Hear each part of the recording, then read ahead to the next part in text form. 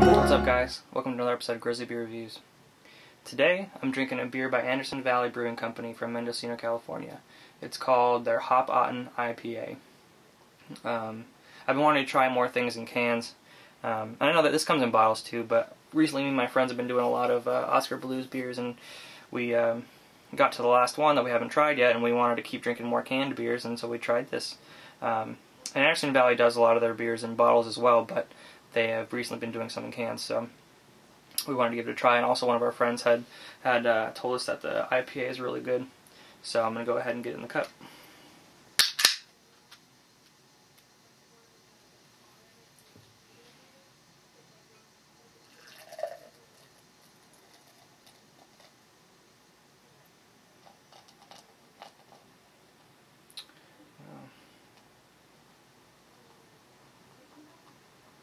Smells good already.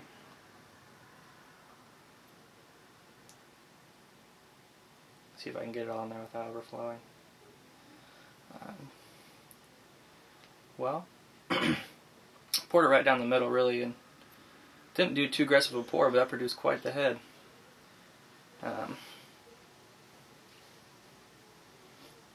Whoops. That smells really good, though. That's a pretty beer. It's a somewhat hazy, kind of, I wouldn't say quite amber, kind of an orangey yellow, really dark, burnt yellow kind of color, with a really nice off-white, creamy head. It smells really good. You can smell a lot of really nice malts.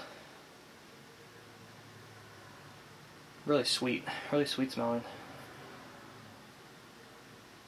Just a really clean, really nice and clean smell to it. You got some nice hop smell in there. It's not as hop forward smelling as I thought it would be. You smell some nice pininess in there.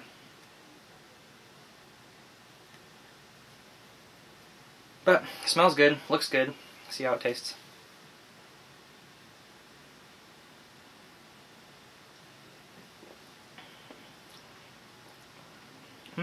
Wow.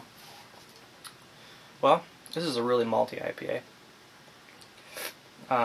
You're initially hit with a really nice malt characteristic. Really caramely malt right there at the beginning.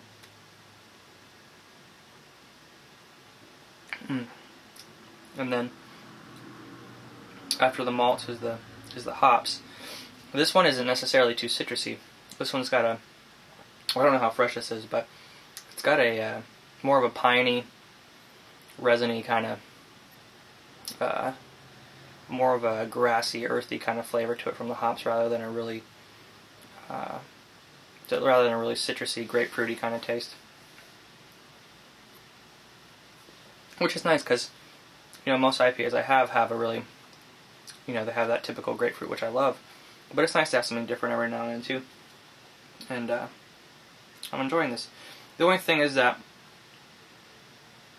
after the hops comes kind of an unpleasant, metallic-y kind of taste that kind of sits in your mouth. I don't really like that. I don't know if that's from I know people say that putting things in cans rather than bottles shouldn't affect the flavor at all, and I don't think it does. So I don't think that you can contribute that metallic taste to that, because you get metallic taste in bottles all the time. I think it mostly just has to do with maybe the water they use, or maybe just be some sort of characteristic of just this batch. But I do really like that really nice caramely malt flavor that you get right away. You don't normally get that in IPAs, and I like that. But then, like I said, it has that really nice piney flavor. But then, unfortunately, it comes in with this metallic bitterness that I'm really not enjoying. But the beginning taste really it's good enough to overcome that. It's something that metallic flavor isn't something that would stop me from ever drinking this again. But yeah. this is a pleasant beer.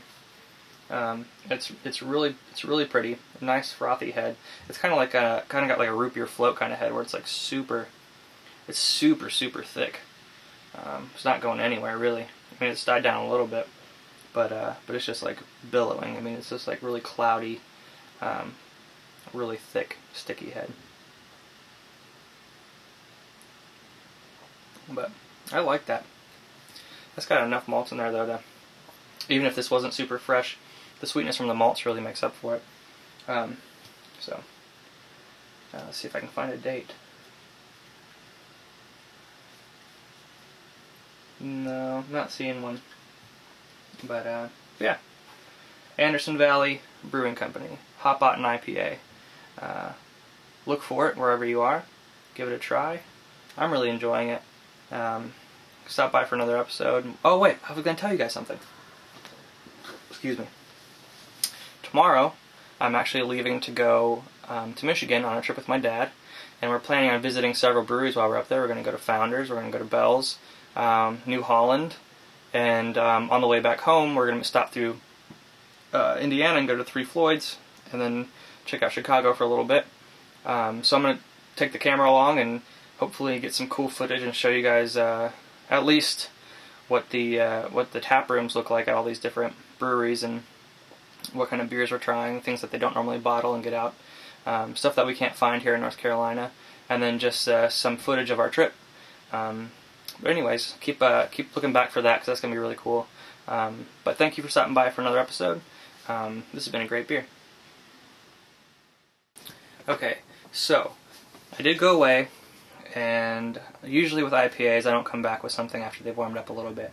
But it hasn't taken a long time, but that initial taste where I said it had some sort of metallicness in it, that's gone away.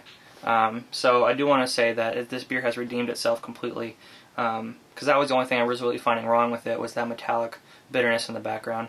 And now that it's warmed up a little bit, that's completely gone away, and I'm really enjoying it. So I just wanted to let you guys know, if that was something that deterred you from trying this beer, just let it warm up a tiny little bit. It doesn't need to be out of the fridge for 20 minutes, but give it like 5 minutes, and it'll please you. So anyways, that's all.